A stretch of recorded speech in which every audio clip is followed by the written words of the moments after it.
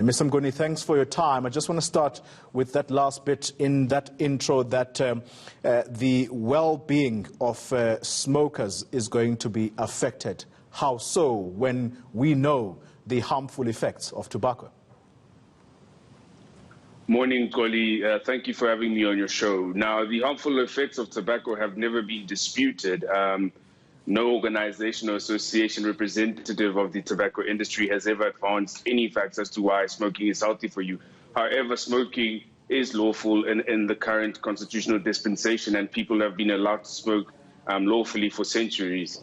Now, what we're saying in as far as that is that due to people smoking cigarettes and other tobacco products, they become addicted to a substance known as nicotine.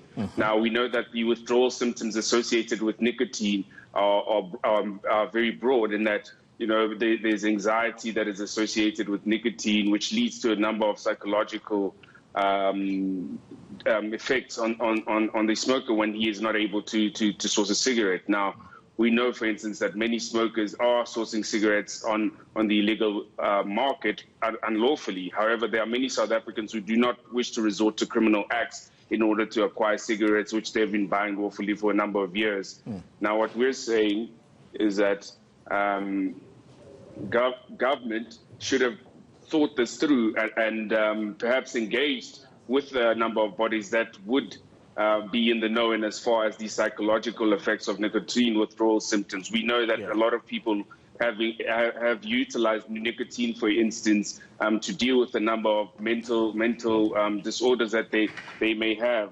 There is also people that, for instance, we have had drug rehabilitation facilities write to us and say that a number of the people that they rehabilitate utilize the smoking of cigarettes and nicotine as a sort of midway path in order to avoid, for instance, going cold turkey. So there are a number of effects associated with the withdrawal symptoms of nicotine. Very briefly for me, Snenhlanhla, you saying in your statement, I think that was released yesterday, you're saying that government has now conceded to Part A of your application in court, and so Part B is what is going to be pursued. Explain to us just the key differences between Part A and Part B, and what this means then for your court hearing that was supposed to sit today. Thank you. So our court application was split into Part A and Part B, as you correctly stated. Part A was supposed to be heard today. Now, Part A sought a declarator from the court that the regulations as they currently stand permit manufacturing and the export of tobacco products and the transportation thereof. It further stated that we requested minutes of the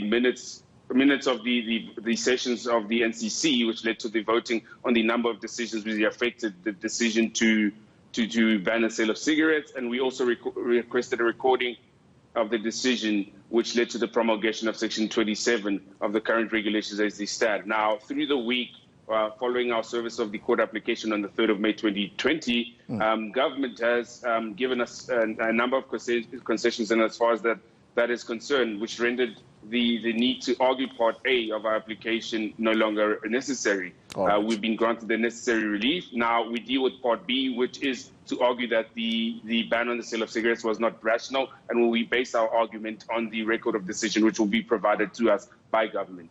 All right. Snenhlanhla Mnguni, thanks very much for your time.